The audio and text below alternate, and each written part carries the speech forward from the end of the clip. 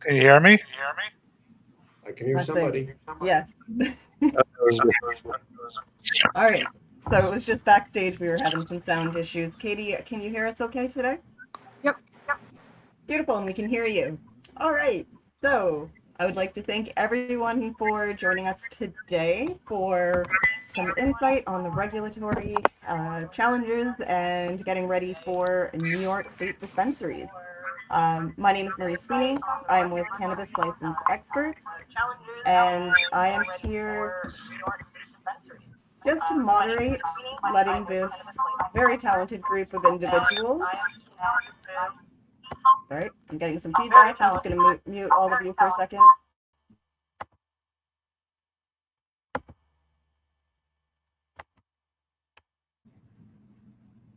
Hey, Nick, yours won't let me mute you, but just so you know. Oh, okay. I'm going to kind of go around the circle and have everyone introduce yourselves and your area of expertise, and then we're going to go through a list of questions that have been prepared, and then as well, anyone attending who wants to ask anyone a specific question, please feel free to put that into the chat, and we'll try and keep a flow going, but address everyone's individual questions as well. So let's start with Tony. Would you like to introduce yourself and tell us about yourself? Sure. Thank you. So my name is Tony Gallo. I'm the managing partner for Sapphire Risk Advisory Group. I think we're getting a lot of feedback right now. Can you mute everything? How about now? Better? Good. So, like I said, my name is Tony Gallo. I'm the managing partner for Sapphire Risk Advisory Group. We are the oldest national security consultant company in the United States. It's just celebrated our 10th year anniversary. In that time, we worked with about 800 cannabis clients in 37 states. Currently have about 50 clients in New York State alone. Opened up several dispensaries already in Manhattan, Gotham, Union Travel, to name a few. And very excited to be on this.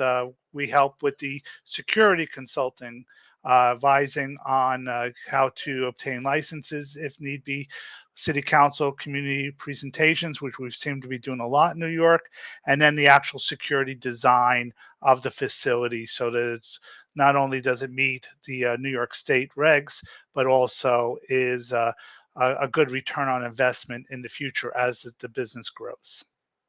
Thank you.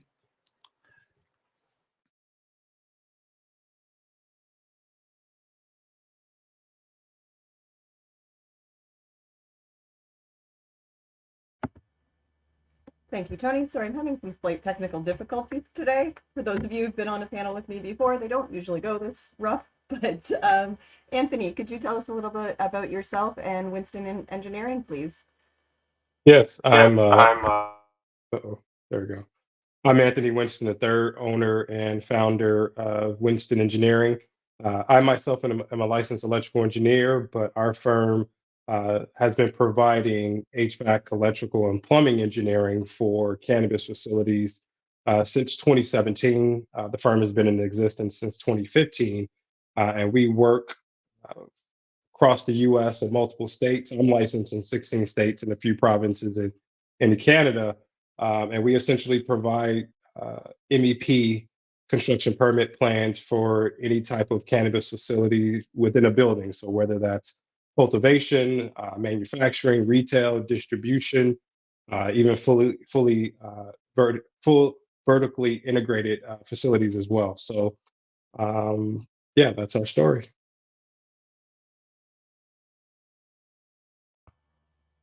Thank you very much, Anthony. And just going around the circle now, we have Nick who's joined us. And Nick, you're just muted at the moment.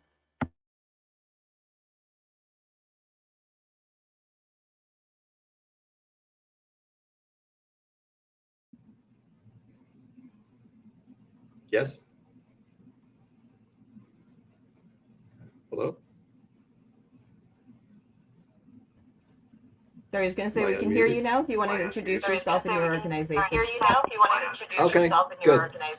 Okay, so my name is Nick Scalera. I'm the CEO of NJ Cannabis Consulting. We primarily do business plans, marketing plans, pro formas, pitch decks. We also run a cannabis referral network, and more recently put together the Cannabis Learning Center, which essentially is a marketing channel for ancillary businesses. I am a native New Yorker, obviously a New York Yankee fan, and I happen to be sitting in New York right now. I am in Ithaca, near the campus of Cornell University.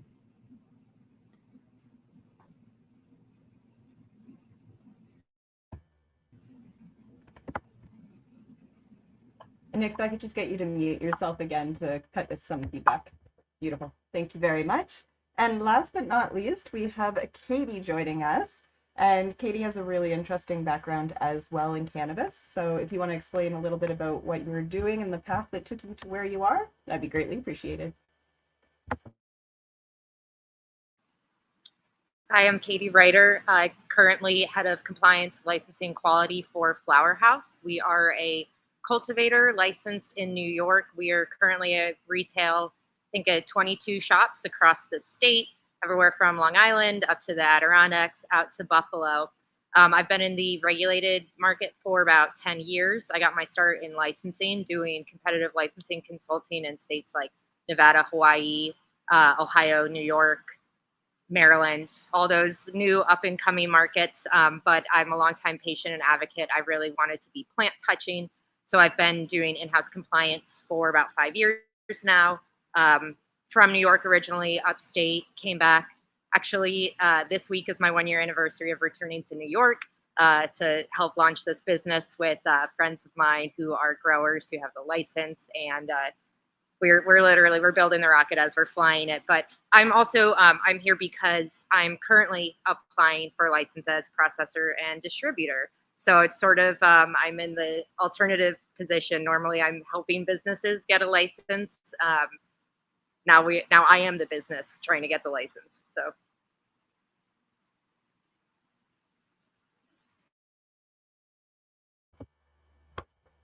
Thank you all very much. So we're just going to hop right into some questions for everyone.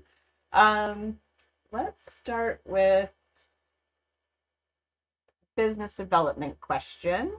So Nick, this is a little bit for you, I think. But how much effort should a retail applicant put into building relationships with suppliers prior to obtaining their license?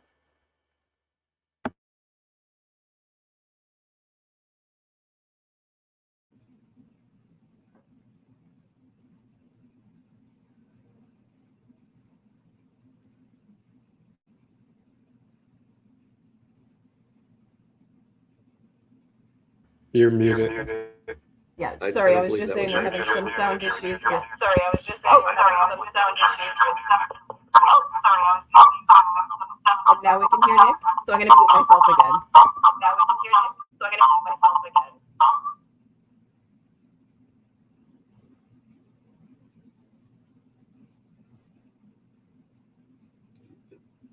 If I'm unmuted, that wasn't my topic. I think someone else was going to address that. I was just going from a general around the room. A general around the room.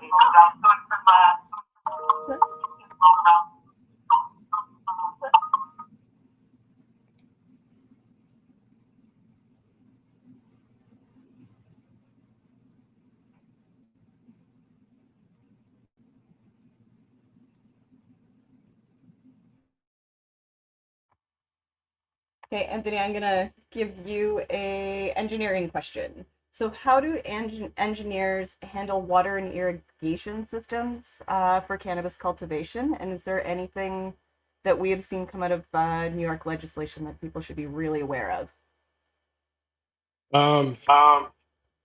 The way we Winston Engineering approach irrigation, we look at the irrigation system kind of a black box, because every cultivator has their own secret sauce of how they want to do things. So we take a look at the system that they give us, and we provide you inputs and outputs based on the appropriate flow rates, because different systems will require different flow rates. And then we design from there. And then on the output, it's typically the cultivators that are putting the emitters and doing all the timing and things like that. So the goal is to make sure that when the water turns on, right, that they're getting the appropriate flow rate. Um, and one thing I do want to mention is, especially in a city like New York, make sure that when you move into a facility, especially if it's an existing facility and you're doing a tenant improvement, that you're making sure that you're appropriately testing the water, so that you know exactly what type of system you get, because sometimes people will immediately put in whatever their RO system or whatever the case may be without testing the water. We actually hosted a webinar. We had someone from Colorado on, and apparently Colorado has some amazing water, right? So you may not need as robust of an irrigation system filtration as you think. So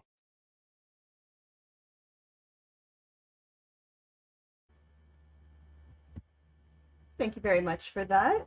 So I'm going to follow that with a question for Tony from the security joy, because we have all the lovely separate kind of infrastructure that has to go into these businesses. So Tony, what security measures are required for cannabis businesses in New York? If you look at the security request from the state of New York, it's very similar in like a lot of other states. The key topic is the state wants to understand that that you know what kind of security is going to be involved in running your retail location. So obviously, they're going to want a diversion plan, a theft reduction plan. How do you deal with your cash? How do you control access to the cannabis product?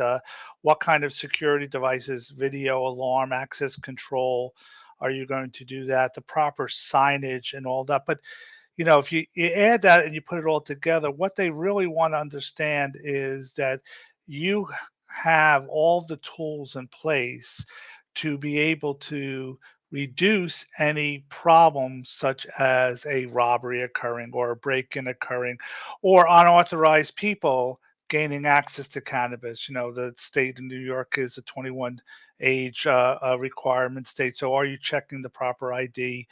Is the outside of the environment clean? Is graffiti removed and all that? So again, a lot of the regs are centered around the fact of the state wanted to understand that you are running a business that has the adequate security needed not to cause any additional problems to the community.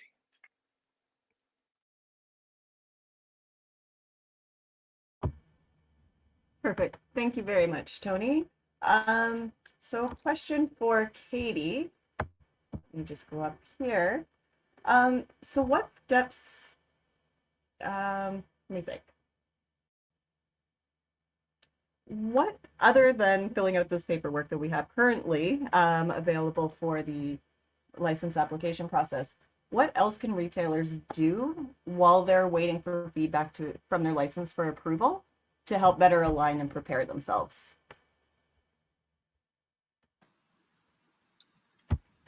Well, presuming they already have their real estate locked down before applying during this round, I think one of the most important things is building relationships in your community.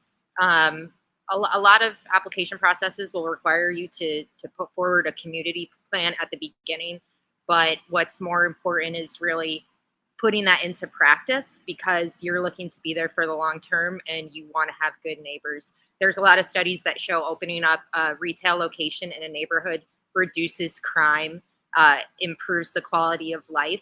So it's never too early to start building those relationships and figuring out how to achieve those goals.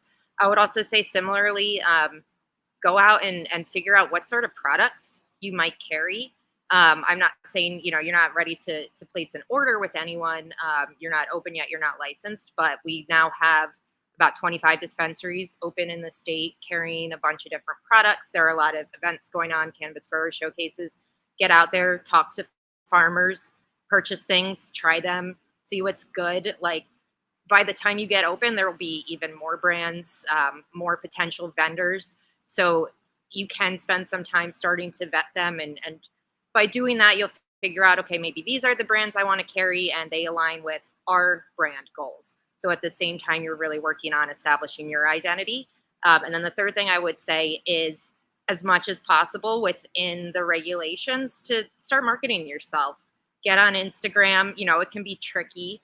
For sure, there's certain restrictions, but start to build buzz, because it can be difficult to get big sales right off the bat, you know, because people need some time when you're opening a storefront to recognize that it's there, that it's part of the community, and to go in and then go back. Those things take time. So as much as you can, get introduced to the people that are going to be your customers before you open your doors. I think that'll help you to drive your sales earlier.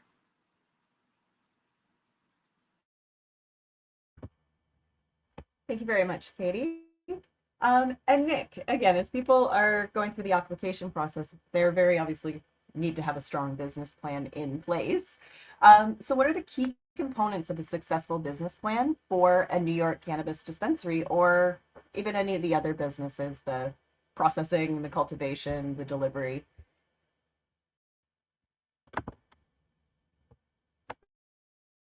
Business plans for a long time, the last 6 years or so, specifically for cannabis. And obviously there's some differences with respect to the cannabis industry, especially, as Tony mentioned, the security issues and lots of other things as well. But in general, and again, we develop a robust business plan for multiple purposes. Yes, certainly for the state, and of course that varies by state. We just got the requirements, for example, from Maryland, which are not that stringent. Okay, but we did, in any case, develop a robust business plan for our client, because not only is the state involved, but also potentially investors, and in many cases the town wants to take a look and make sure you know what you're doing, which again is why we provide a pitch deck. But so we follow a fairly standard outline. In fact, we've developed business plans for New York clients 2 years ago. In fact, we started with the proviso that once the state actually figured out exactly what it wanted, we would make any changes that were necessary. And in this particular case, we have not really needed to add anything to what we already gave them for the requirements.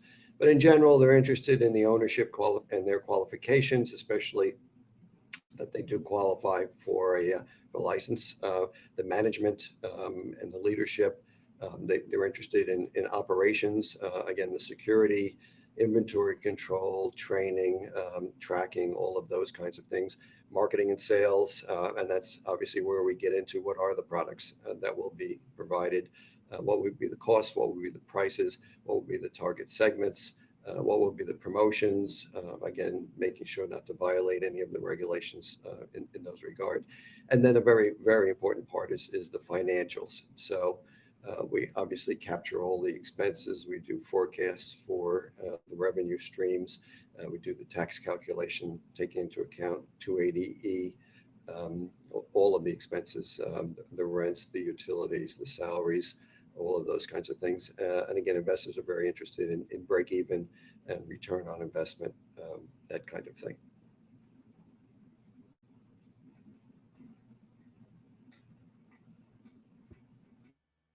Thank you very much. And for those of you who don't know what a break even is, please learn it. As someone who's been in the legalized cannabis industry for 5 years, it can be a little overwhelming when people come in and don't have at least some basic understanding of just business as a whole. It's very exciting to do what we do, but we are regulated through the roof. So doing your own homework and getting some basic knowledge about business plans, your license process, who you want to be working with, what your vision is incredibly important. So thank you very much for those points, Nick. And I'm going to get some more less fun points about getting your business up and running from you just in a moment. But Tony, another question for you. So what is the role of a security compliance consultant in a cannabis business? Well, when you look at the security and the consultant and what compliance is involved, I think it's important to understand that the role of that individual is severalfold. First of all, helping them with their license application. If you ask me what the biggest miss in New York State right now is I think a lot of people got caught short-sighted, not understanding how much the community is involved in whether you are going to open or not. And that's what we seem to be doing the last couple of weeks is putting together the security part of that so that there's a better understanding of what this new business is to a community who's never experienced before.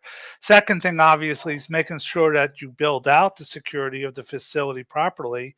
And when I say build out the facility, the video, the alarms, the access control, but a lot of times people are like, well, I just want to pass inspection. Well, no, because 3 years from now, you're going to be looking at your security and going, I'm hemorrhaging money. And this is what we see in Colorado, Oregon, Washington, California. Majority of our work in those markets are established companies that just did not have the best security. And now they've had $100,000 loss or they've had their safe breached or whatever. And then the third is the most important thing. That's the training of their employees. It's a retail business. Let's take a dispensary. It's a retail business. So are your employees trained on basic retail that you would see in a jewelry store or a convenience store or whatever, robbery awareness, cash management, employee honesty, and all of that? So a security consultant is not there just to get you your license. It really involved whether you're going to be open for business 2 years from now. And we see that all the time. You work really hard, you get your license, you built it out, and you have no clue how to run your business or the retail part of it when it comes to security, and your margins aren't there, and you're out of business in 2 years.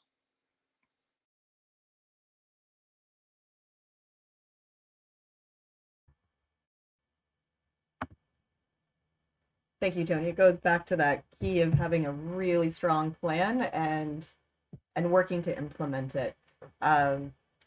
Now, I know one thing that I've seen happen a lot in cannabis businesses is people get on that plan and they're not willing to pivot when the industry changes, and that can be just as strong of a downfall. So one of the things that I found working with my clients and their various consultants is those people can help change the language of that pivot from something that's a panic issue to something that is like, oh no, this is doable and this is why I'm doing it, and this is my long-term benefit to being able to pivot and work with specialists in what they do. None of us can be perfect at everything, but we can be darn near perfect at the one thing that we really, really focus on. So trusting other people who do the same in their fields really helps propel success, I think, personally. All right, so next question. Let me go up here. And for Katie, can I apply for a provisional license before finalizing my business location?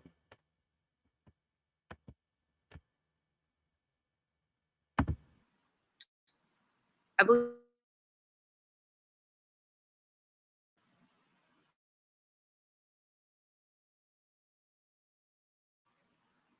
that was for me, right? I believe it depends on the license type.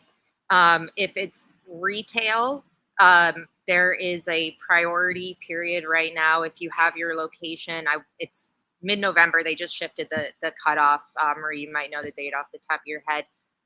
If you have your location controlled, it'll get you the priority review. That's the fastest path to retail.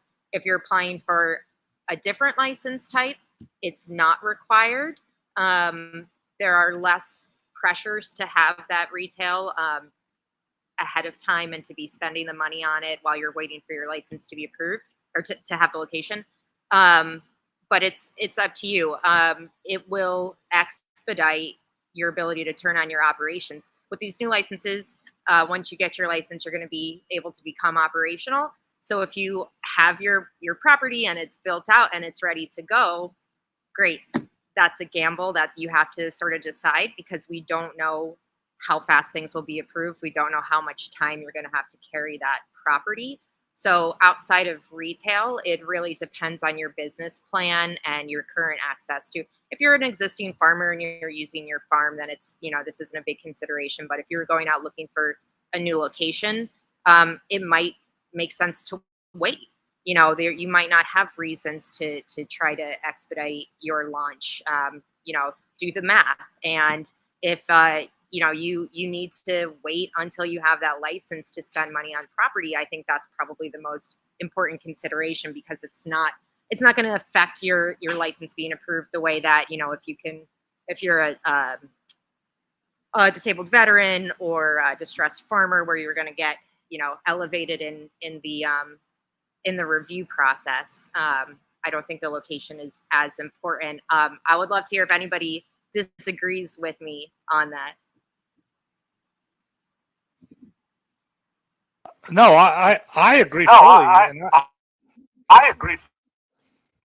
Right. No, I agree fully. I think that you've hit the nail on the head. What I'm beginning to see, though, which is interesting in New York, is OCM is not in line with the cities and the towns. So now you have people that are following the rules, like you said, and they're applying, but they never got approval from the town. So it's going to be very interesting to see if OCM gives someone a license because they followed the OCM rules, and now the individual tries to open in that town, and the town says, no, wait a minute, we never told you you can open that town. So it is something that it's going to be interesting to see how that plays out. Where in New Jersey, you have to have a city resolution approval letter before you get your license in New Jersey. So that's already done.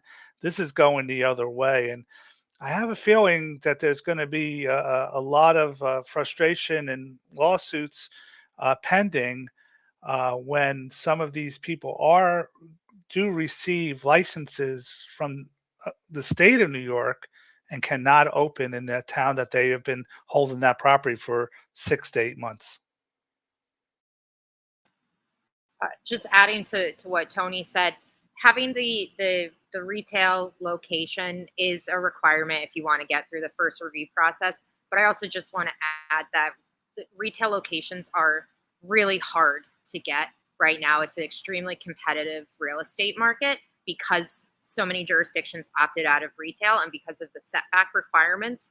So if you are going retail, even if you're not trying to get into this first priority review cohort, you cannot sleep on retail brick and mortar, because in places like Long Island, there were 4 communities that opted in, right? And we're going to see other communities opt back in that opted out, but that's going to take time as well. So you cannot wait to get that retail location. Even if your store is a little bit delayed, you have to go get it now. And I'm not a realtor. That's just the situation. No, and like I said, I agree with. And the important thing is, in those 4 towns in Long Island, how many retail locations will they allow? They're not going to allow 50. They're not going to allow 100. So they're only going to allow X amount. So how many in those towns that have even opted in, once these licenses or once these approvals, because they met the New York regs, are going to allow, and what's that number look like? And that's what's going to be interesting to see. Yeah. And then, sorry, one more comment, Marie. The setback, there are setback requirements between operating dispensaries, right? So if you are, depending on where you are in the state, it's 1,000 feet or 2,000 feet. If there's another licensed dispensary, that's a radius that you can't be in. So what is, a little bit problematic is that people are going out to get real estate before they get a license. And then multiple licenses can come out that conflict with that setback because they're not operational yet. So they're tied into that struggle to get real estate is also, you have to be the first one in the area to open up. You really have to win that race, or you might find that suddenly you are within 1,000 feet of somebody else that opened and you can't use that spot anymore. So not only like get your retail location ASAP, have a backup plan.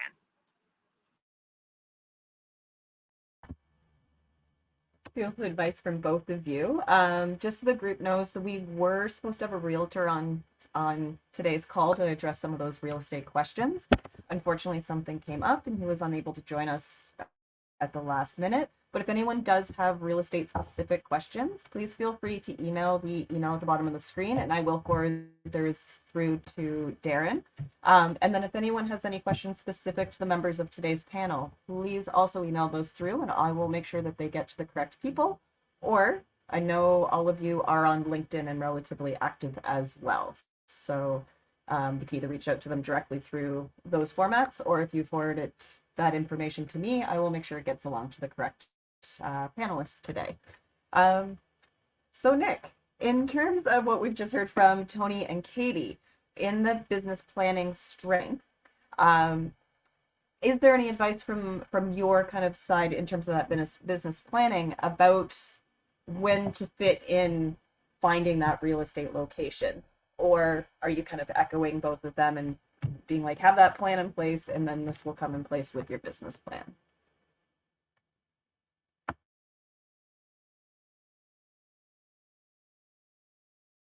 And then we pretty much migrated to New York, and now we're in Maryland and other states as well. But obviously that it's dependent on the particular situation. And in New Jersey, there was the provision to be able to get a conditional license without the approval, and then have an application to convert that into what they call an annual license.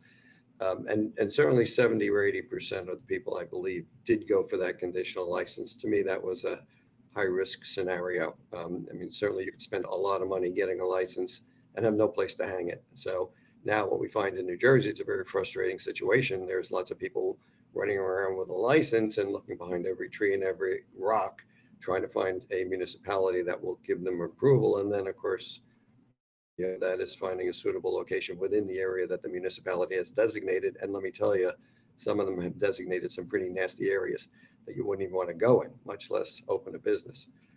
So the safe approach is the one that says start with the location, so approval and the location.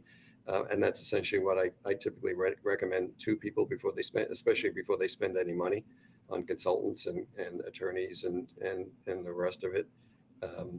Yeah, I agree with the other folks.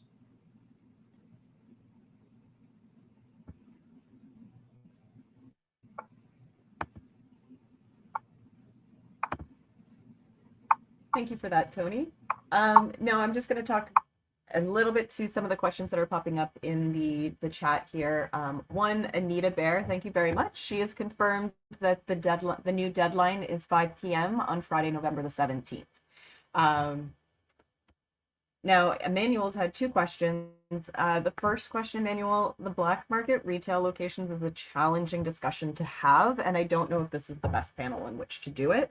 If anybody wants to pop in with their 2 cents about how you think this is going to shift from the legacy market, it's what I call it up in Canada, to the more licensed and regulated retail industry, please feel free to do so. If not, I'm going to move on to a second question from Emmanuel. Well, I guess sorry. My comment about the black market is if you look at California, it's kind of 70% of the California cities opted out, much like you see on the East Coast. New Jersey and New York were pretty much close to 70%. That black market, it's still going on, but 10 years into the making. So same thing you'll see in New York, New Jersey, you see it in a lot of states, is there'll be a black market presence, but that market slowly shrinks, and I think New York is cracking down, and they shut one down, 5 open up, but I don't see New York unique to the black market industry. I think that the market, as the regulatory industry grows, it's as you still buy cigarettes in New York that come from North Carolina or someone like that, or alcohol that comes from other states. But I don't see New York, New Jersey any different than California, Colorado. There's a black market when the black market is shrinking. I remember in California when they had to actually send the National Guard up into some of these grows to shut them down because the police weren't able to do it.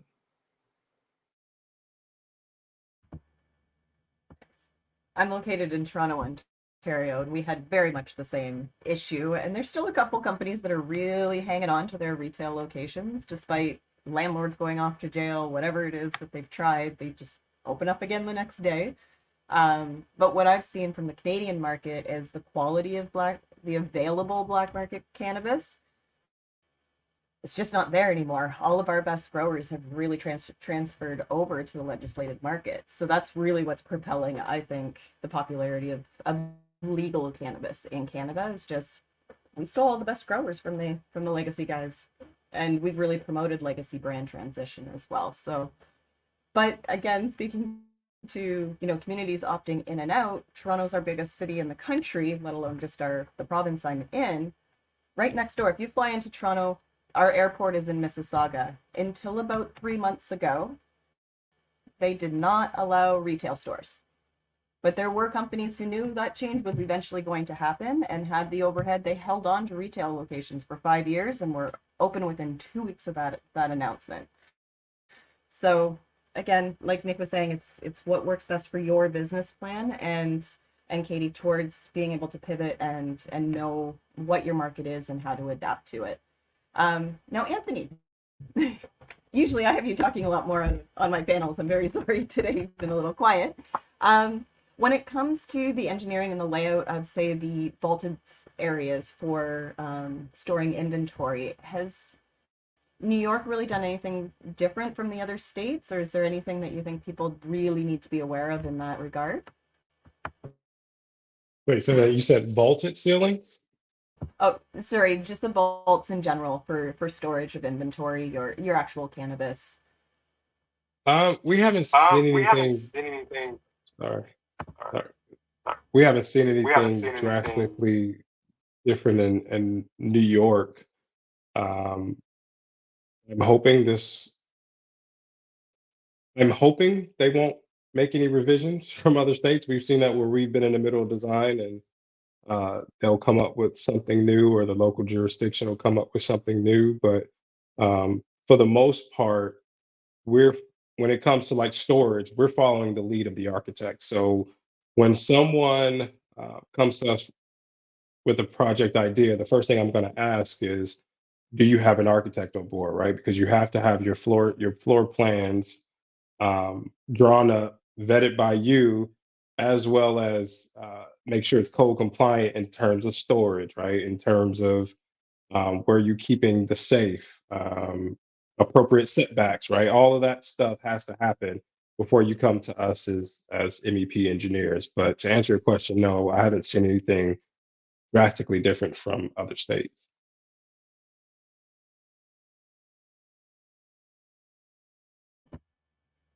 And Anthony, I have one more question for you from the engineering standpoint. What is the biggest thing people forget to take into consideration before coming to you? That you're always like, okay, now you need to just go back and take some time before we wrap up this conversation type thing. I don't know if we have enough time for that. The biggest thing is understanding your power requirements. That is the absolutely largest thing that we've seen happen. One of the first few cultivation projects we had was the very first license holder in Long Beach, California. And we get there and it's enough power that you typically see in a single family home. And so now you're dealing with cycling rooms on and off. And um, when you want to upgrade power for your building, it could take months. I've seen worst case scenarios of 18 months, which could potentially shut you down as a business. So I always tell folks, get your MEP engineers involved early, um, especially an electrical engineer, so they can start evaluating your electrical system ASAP. Because if you do need a power upgrade, at least now you know, and you start getting the local power company involved, whoever that liaison is, because we'll work closely with them to make sure that you get the appropriate power. The other issue that we find is figuring out where you're going to put your HVAC equipment. So your condensers. We had a project. I'm taking it back to California, but it was in Skid Row. A lot of homeless folks, and I get to this old building, And I'm like, where are you guys going to put your condensing units? Because I can already tell that the roof is too old to bear that type of load. And everybody looks around like, I don't know. And so we had to design this very complicated indoor room where where we were going to hang the units on the wall with some big, huge fan sticking out the roof to exhaust the hot air. Well, that became very expensive very quickly, and that project actually failed. So had you got your engineers involved up front, we could have looked at a few options in terms of the buildings that you're looking to do, looking to lease or buy. And maybe we can go spend a day going on a tour of these different buildings, and we can start pointing out certain things that kind of send off alarm bells as to why this could be problematic and potentially expensive.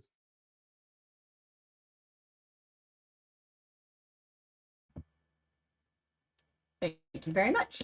Now, in the chat, someone has kind of provided an answer here, but Emmanuel's one question is, I think, maybe best for Nick, and then Katie, if you want to jump in on this one. What are the branding regulations, if they have been kind of really announced or hammered down yet? And also, what is the tax rate for retail transactions?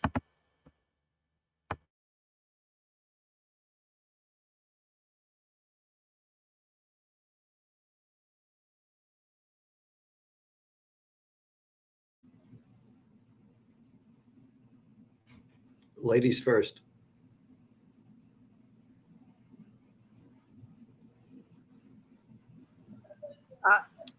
What I would say about branding is involve an attorney. The rules on having or an expert. The rules on having brand partners involve this thing called true party of interest in New York. It's pretty convoluted. Who has an interest in the company, who doesn't, and there's a lot of ways that you can break those rules without trying. So, entering into any sort of brand relationship, make sure that you have professional advisors involved to ensure that you're following the law and the regulations. And that means, like, if you want to be a grower that works with a brand, or you're a brand that wants to partner with a grower, they're a little bit more intimate relationships than in other states.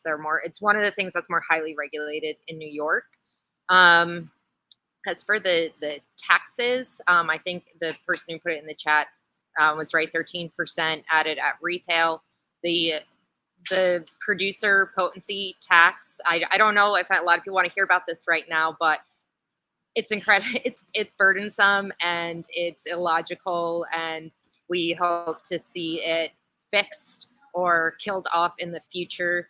It gives growers like a perverse incentive to grow lower potency products that retailers don't want to sell.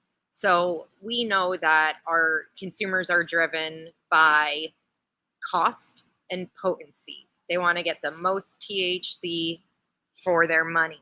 And so when we have to pay more in taxes for a higher potency product, our margins are then lowered on that. So the things that the retailers want to carry are not necessarily the things that we make the most money on.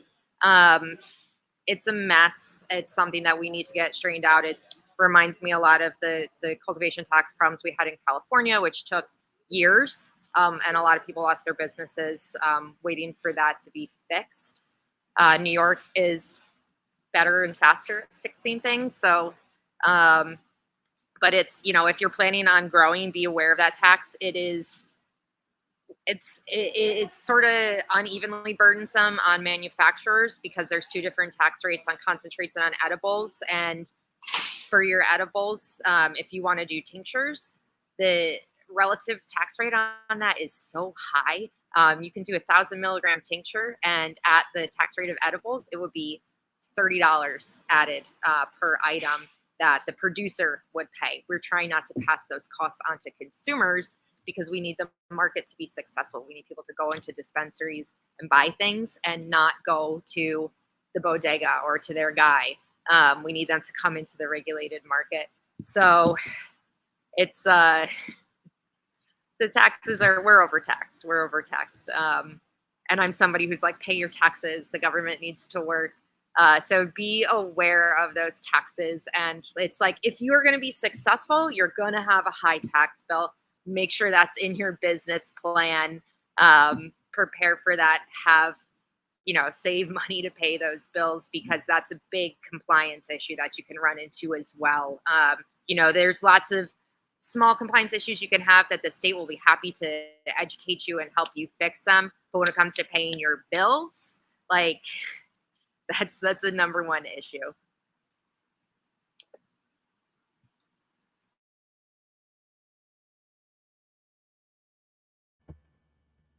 And Nick, your thoughts? You're just on mute there.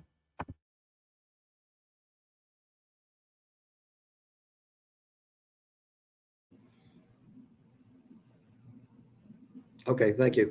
The only thing I would add is with respect to branding and actually the broader topic of promotions. Again, there are lots of regulations that have to do with our industry that other people don't have to deal with. And you have to be careful when you do deal with marketing companies that they are aware of the regulations. And obviously somebody who's already been in the business is probably very aware with it. They may not very well be yet aware of what the specific New York regulations are, but they kind of know what to look for. And they know that how important it is to comply with all of the requirements. And of course they go on and on and on in terms of advertising and what you can put in front of the store and what you can put on the labeling for packaging, what ads, what social media platforms you can and cannot use, and those that you do use, how you can use them, and that kind of thing. So again, something to be very aware of. And when you're dealing with marketing companies, make sure that they're aware of all the requirements and comply with them, because ultimately you're the one that's going to be responsible for it.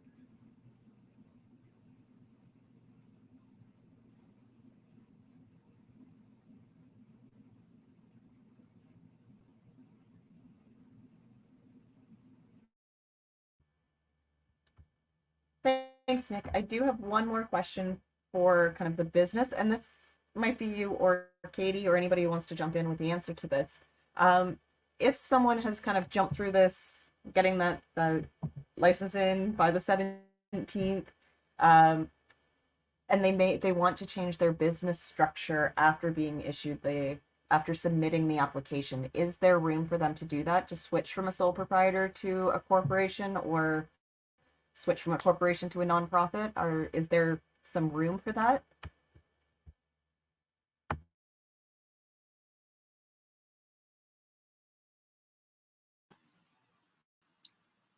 I don't want to say I'm 100% sure about this, but I believe there is a mechanism, or they're creating a mechanism to do that. I know that in the guidance that they put out, there's flexibility, but you have to report it during the review process. So, Nick, I don't know if you're more familiar with the specifics of that.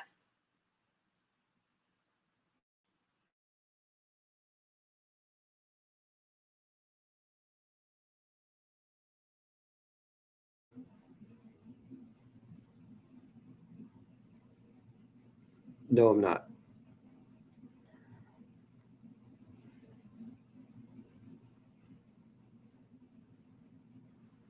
But yeah, I believe that you will be members.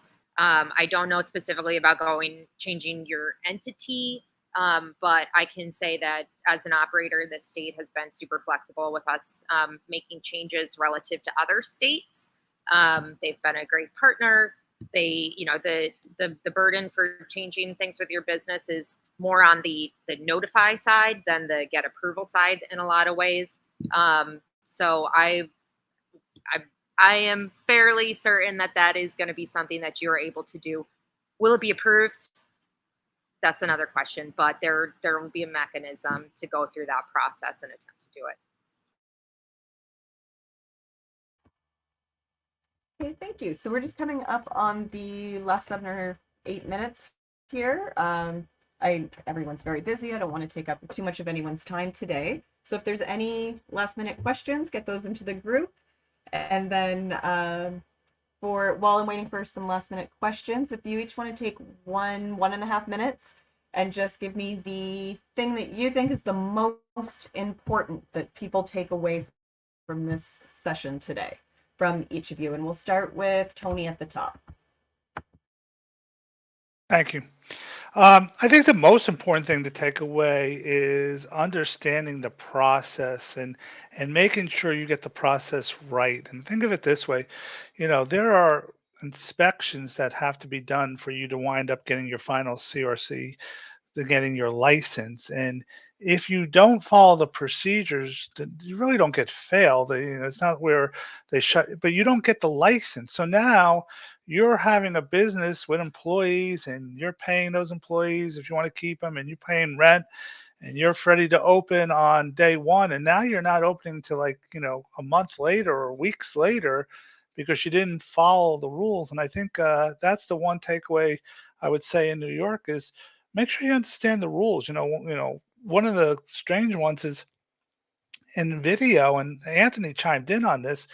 You have to have a minimum of 8 hours of video if you have a power failure. So you have to have 8 hours of power.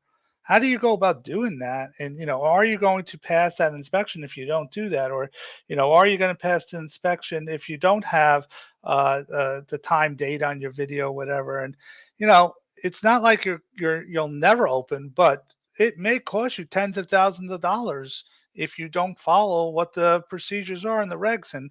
And that's one of the things we see throughout the United States, including in New York.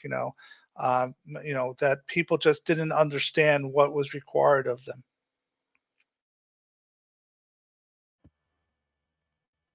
Thank you very much, Tony. And we'll move next to Anthony. What is your biggest hope that people will take away from today's panel?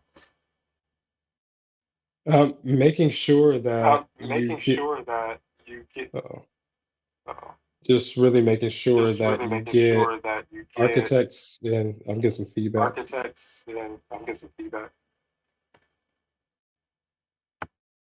Yeah, making sure that you get architects and engineers involved in your projects, no matter if it's retail or cultivation, that are experienced in cannabis, because there are plenty of us out there, but the cannabis space is very, very nuanced. When people come to me and they need an architect, I send them to one of two that I have worked with um, successfully in the entire U.S. because they're that good. Making sure that you get both the engineers and the architects involved very early, because we can save you a lot of headache and time up front. A lot of folks are always trying to, I understand you're trying to save money, but you're trying to save fees when that can bite you in the butt kind of down the line. So get your consultants involved early, and even get your general contractors involved early. Sometimes, design build type of project potentially save you hundreds of dollars down the line. So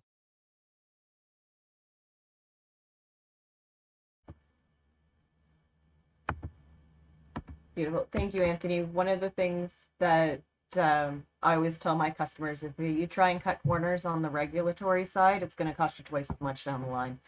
And yeah, everybody's on a tight budget in this industry, but trying to pinch pennies will end up costing you more pennies along the line. So, Nick, I actually have a question for you before you also give me your last thoughts on today.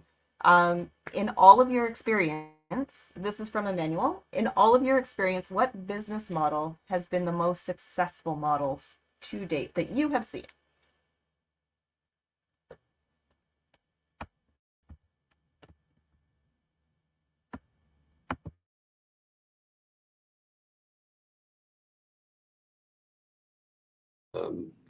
For startups, and obviously there were fewer and fewer of them because this has become more and more a risky business. And the answer to the question, I was getting ready to, I guess, tell some of my clients that he was available to provide financing with certain conditions, and I said, well, help me understand what you're looking for. And he said, well, first you need a solid business plan. Of course, I like to hear that answer. But the second thing he said is leadership and management. And I said, oh, and he says, yes, the smart people at the track bet on the jockeys, not the horses. So the most successful ones, and by the way, the third thing, just to finish the thought, was collateral. And in fact, I said, how much collateral? He said 100%. I said 100%. He said, yes, this is, again, a risky business, and those investors really want to make sure they're protected. So again, the management is extraordinarily important. So the most successful operations are those really that have the strongest management. And ideally, as you might imagine, these are people who have run cannabis businesses, the same type of cannabis business, other places, ideally legally. But we also run into people who have been running legacy businesses, and now they're looking to become legal. But obviously, there's no substitute for that kind of experience, and that is a very good indicator of the strength of the opportunity. As everybody knows, it's very difficult to start any kind of business and to be successful in it. And this particular industry is harder than any I've seen before. And I think we probably all experienced that. So that would be my answer to that question. Oh, and then with respect to the takeaway, the main takeaway, I think, is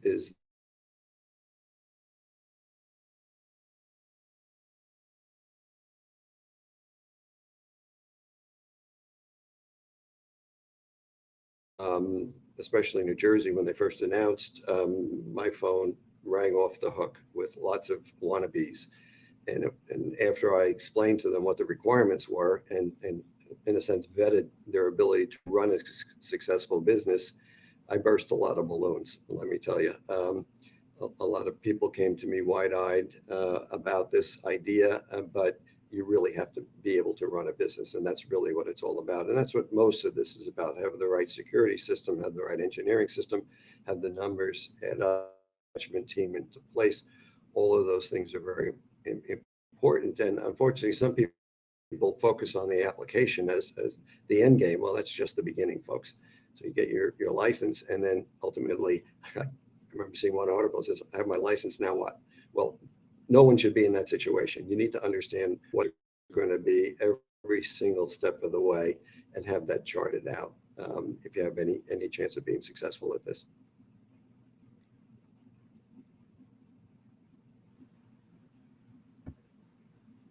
And Katie, I know you have to hop off for a meeting like right now, so if you just want to say your goodbye, and I will repeat your closing here for you.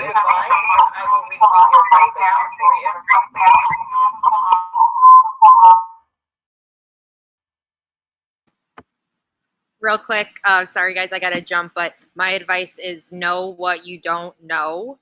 Don't try to guess. Don't try to do something that you're not sure of. Rely on an expert for those things. You have to wear a ton of hats in this industry. You can't wear a lawyer hat if you're not a lawyer. You can't wear an accountant hat if you're not an accountant. Don't try to. Know what you don't know. It's really important. Otherwise, you're just going to be, you're shooting yourself if you try to go down those professional routes that you're not qualified for. You know about selling cannabis, or about growing cannabis, but understand what you don't know and then rely on experts. So thanks, guys.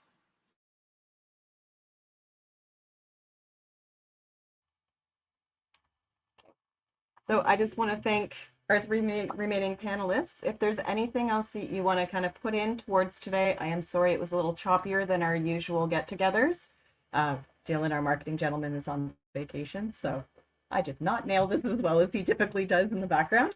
But again, for anyone who's attended with us today, if you have any specific questions, please email info@cannabislicenseexperts.com, and we will forward that through to either Nick, Anthony, Tony, or Katie based on your inquiries, or our own fantastic technical team as well, if it's more towards the regulatory licensing side.